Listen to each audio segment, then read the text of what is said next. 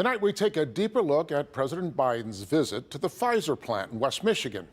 He toured the facility yesterday, getting a firsthand look at how the coronavirus vaccines are stored and shipped. And he talked about the effort to get more shots into arms. Grant Hermes runs the president's claims through the Trust Index. This is our first trust index of Biden as president. And while his remarks in Portage were largely aspirational or congratulatory, there were a few things that we need to test. We're going to start with this claim about the administration's effort to ramp up vaccine production. When we discovered that vaccine manufacturers weren't being prioritized when it came to scrutinizing and securing supplies they needed, we fixed that problem and got them what they needed. We're calling this one Be Careful.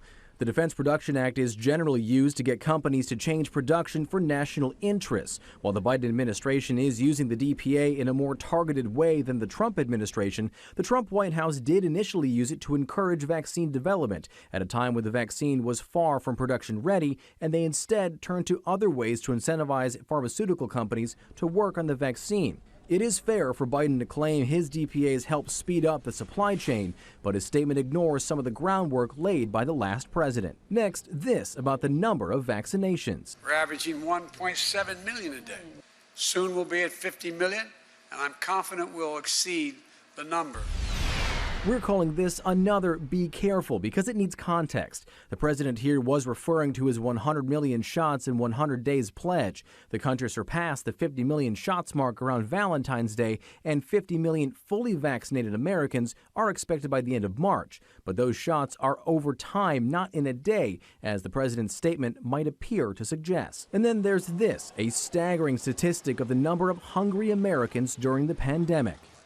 Right now, 24 million adults, 11 million children don't have enough food to eat. And unless you think I'm exaggerating, think of those scenes you've seen on the television with cars lined up which seem like miles. We're giving this last one a rating of true, though the numbers are hard to track and the president may be underselling the problem. It looks like President Biden is using USDA numbers taken during the pandemic but before the full extent of it hit. According to the nonprofit Feeding America, Biden's numbers were right early on, but they're projected to get much worse. Closer to 50 million hungry people, including 17 million children for all of 2020. There is one final thing. In talking about the vaccine rollout, the president called the Michigan grocery chain Myers. Now, we thought long and hard about this one, and we decided we're just going to stay out of it. Grant Hermes, Local 4.